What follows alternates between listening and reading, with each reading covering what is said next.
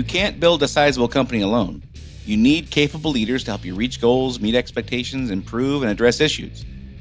But not all the people we promote or hire to leadership roles succeed. Today, I share why I think they most often fail and how we can prevent that failure. Running a service business can be hard.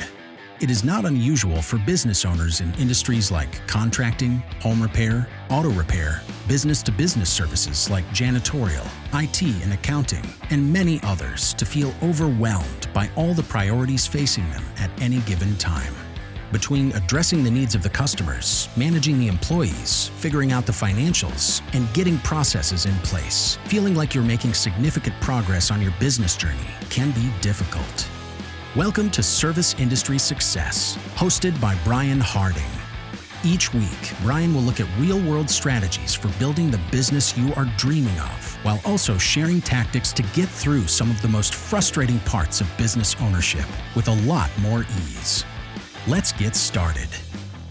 So let's see if this sounds familiar. You have a great person in a revenue producing or sales role. They're the go-to person. You promote them to a supervisor or manager role, and next thing you know, you have a near mutiny on your hands from your team. Why does that happen? Well, let me illustrate with some real-life examples, all of which were people promoted because they had tremendous technical skill and ability, but then later found themselves in a situation where they were not doing so well as a supervisor or manager. So let me tell you about a guy named Scott, and I'm completely making this name up. But Scott was an absolute master at his craft. Knew things that few people knew, was very technically proficient, did a great job, and got promoted to be a supervisor. But here was the problem. To Scott, being the expert was one of his big drivers. So the last thing he wanted to do was teach people how to do things that only he could do, because that lowered his status some. So that limited how much willingness and ability Scott had to show people things that would make them better, people who were doing the revenue producing work. And he also didn't like getting calls for help after about 3:00. So Scott made it really uncomfortable for people to call and ask for help on things that frankly he wouldn't teach them. And when they needed help, if it was after 3:00, he made it very clear, very well known, that he wasn't to be bothered after a certain time. So that didn't mean we didn't have problems after that time. It just meant we ended up having problems and having to clean up those messes the next day. I'll tell you about a different guy named Adam. And I'm, again, completely making that name up. Adam thought he had a higher status on the org chart than the employees that he supervised or managed. Therefore, there was less burden on him to meet customer expectations than there was the revenue producing technicians in the field. And he saw himself more as a compliance officer with all the benefits that came along with rank. I'll tell you about another guy named Don. Again, completely making that name up, but Don did not understand the kinds of problems he should solve and the kinds of problems he should hold the person he supervised accountable to solve. So he would show up to a situation and literally push the person out of the way and just jump in and do something because he could do it really quickly. But the person he took over from never really learned. And so we had the situation where the employee out doing the job wasn't really getting better. And Don would just show up and just get out of the way, let me do it for you. And would literally just move them, physically move them in some cases. But we weren't making progress. Simultaneously, Don would also avoid what he perceived to be uncomfortable situations with customers that maybe just wanted reassurance from an authority that the technician was doing the right thing. Like the technician wasn't even doing anything wrong. Just sometimes people have questions and they want to hear from somebody with a higher rank that, yeah, this is the right thing to do. And he would avoid that. And that was absolutely part of his job, right? So these are the kinds of things that I've experienced for sure. And I see and hear people talking about with people in leadership roles, supervisory management roles. These are the kinds of things that come up. So how do we identify the root cause of these problems and get out in front of them? So one of the first things that I think we need to get a handle on with our leadership team is who is serving whom in this relationship. There's the customer, the person doing the work, and the manager or supervisor. What's the hierarchy of needs that we're addressing there? Whose priority comes first and then who? Now, I believe the customer, generally we're there to serve the customer. Then we need to support the person doing the work. And that would put the manager or supervisor at the lower end of the spectrum of whose needs are the priority. But I think that most supervisors and managers often behave as if, yeah, the customer is the most important person, but then my needs come second. And this flunky I'm managing, they need to take care of all the stuff. In some cases, I mentioned Scott earlier, his needs came first. Like, I'm going to be the expert, and the customer's going to know that, and the person who I'm supervising is going to know that. And his needs came first.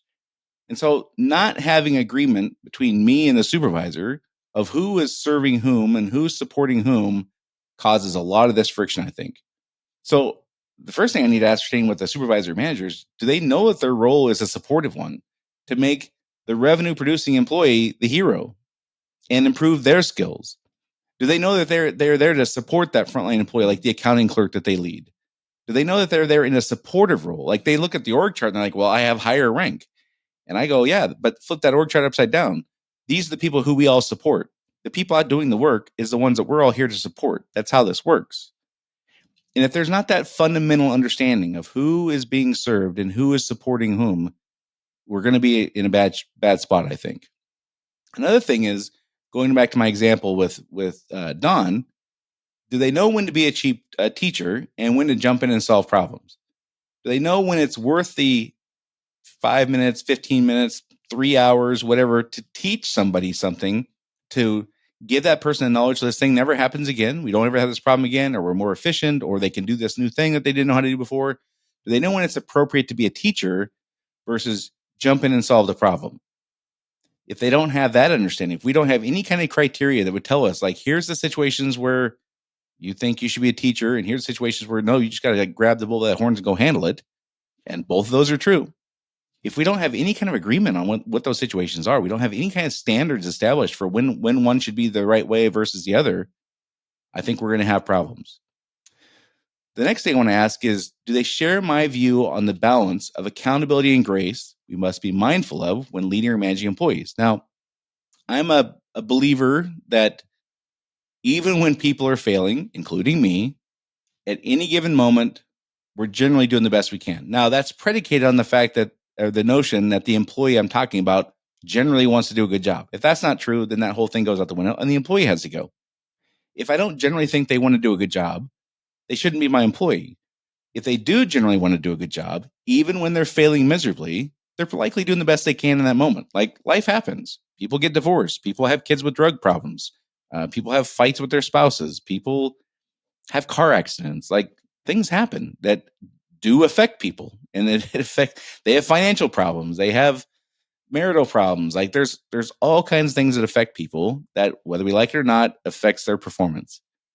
So if I generally believe an employee wants to do a good job, then I have to accept the fact that even when they're not doing so great, they're likely doing the best they can. And simultaneously, I need to hold them accountable to hit the performance and behavioral standards we've set. And there's a balance in there. But does a supervisor or manager share that balance, that view I have of what that balance should look like? Are they even aware that there's a balance there? So that's something that, these are the kinds of conversations, like, when things come up, like, well, what's the balance of accountability and grace here? And if they can't verbalize that, then that tells me that they're not calculating. That's not part of their calculation. Another question I want to ask is, do they share my view, or excuse me, do they hold themselves accountable the same way they do their team? Now, we're all humans and we're all selfish. We tend to hold other people to standards of outcomes and ourselves to standards of intentions. But in leadership roles, this is fatal.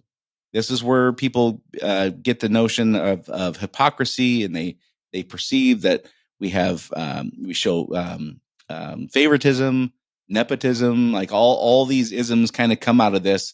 I hold you to, as my subordinate employee, I hold you to the standard of, like, I don't care what you were trying to do. I care what you actually did. And for me, it's like, well, I did the best I could. Like, what else could I do? In those situations, people don't like that. And if our leadership team tends to hold their subordinate employees to outcome standards and they hold themselves to intent standards, we are going to have a problem. So this applies not just how they do their job, but also regarding the values we've established as the cornerstones of the culture we want to develop. If ownership is a big thing to us, if we said ownership is one of our core values, do they own mistakes the same way that they rant about wishing their subordinate employees would? Or do they give themselves a pass because, well, I tried, I did the best I could? Well, if that's not an acceptable answer for the employee, it can't be an acceptable answer for you. Whatever the answer is, it has to be universal. Next thing I want to ask or consider or teach or educate or get understanding on is, are they going to utilize specific leadership principles or strategies, or are they going to default to just doing whatever feels right and good in the moment? So before we can have that conversation, we have to ask, do they even have basic leadership strategies? Do they have a basic leadership path they follow for holding people accountable? Or do they default to making spontaneous emotional decisions? If they don't have a describable leadership path or a path to holding people accountable or a describable leadership strategy, that means they're just showing up and doing whatever they think is right in the moment without much forethought. I don't want that. Do they share my view on the obligations and responsibilities they must fulfill before they get to jump to hold people accountable? Because I believe there's certain things we have an obligation to do as leaders before we can hold people accountable. If they don't know what those things are for me, then there's no way they can apply that knowledge. And I do have very specific things that, like, these things are our responsibility and those things are their responsibility. If we don't have clarity on that, there's going to be friction. And employees, as I promote more supervisors and leaders, are going to notice a difference in how things are. And this is why they start saying things like, well, it used to be like a family here, and now it's more like I'm just a number. That kind of stuff starts being said when we put leaders in place who don't share our strategies and values and fundamental concepts on how we do leadership, right? Do they share my view on when it's not only appropriate but necessary to take the initiative to solve problems they see without any direction from me? And do they actually apply that knowledge in the appropriate instances? So, can they articulate and do this improvement stuff autonomously without direction from me in a way that's in alignment with how I want? Or are they like going rogue and just like trying to solve problems I wish they wouldn't and avoiding problems I wish they would take care of? If we don't have agreement on that, we're likely to have a problem. Do they have an awareness of the three-legged stool? So the three-legged stool is kind of, for those of you who haven't heard this before, one of the bosses I had was the vice president of a very large company. I was a branch manager. I was like 33 years old. I had around 68 employees. I was not one of his guys. He was kind of an LA guy, and he had like this LA crew, and I wasn't part of that crew, and he kind of inherited me from somebody else when he took over my branch and whatever. Wasn't a very nice guy to work with, to say the least, but he did teach me this one thing that really, really was good, and I've kept for many years after the fact now, which is this idea of the three-legged stool, and that is, our business is kind of like a three-legged stool where there's three equal legs. Like, just imagine a bar stool with three legs, right? And one leg is what's in it for the customer, another leg is what's in it for the company, and the third leg is what's in it for the employee. These are things we have to balance in virtually all decisions we make. If we make decisions only addressing two of the three legs, the stool falls over. That's the idea. Like, if we're not supporting one of the legs, the stool falls over. And in most things, especially at a supervisory management level, we have to balance those things. Almost all decisions at that level will incorporate or have elements of, we got to take care of the customer, we got to take care of the company, and we got to take care of the employee. Does their awareness and understanding of that match mine? And do they use that knowledge to make solid decisions? Like, can they explain how they went about figuring out, like, how do I balance these three competing priorities? If they can't do that, we're likely to have some problems.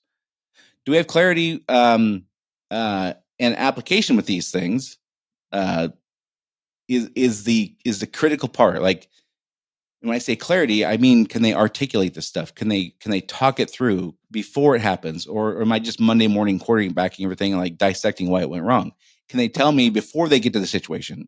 When I go to a customer complaint, here's what I'm going to do. Here's when I get this kind of call for technical help. Here's when I jump in and solve a problem. Here's when I teach them how to solve a problem. Like, when I talk about clarity and application, this is what I'm talking about. If they can't explain it, what they would do, and they can't explain what they have done, incorporating all these things I've gone through, then they're not doing it. They don't get it. And when we have clarity and application with these kinds of things, in my experience, everyone is happier. Everyone is much more successful. So, like most things, we tend to default to hiring and promoting people based upon technical skills, but the problems we have are more behavioral. And that's 100% true with supervisors or managers, in my experience.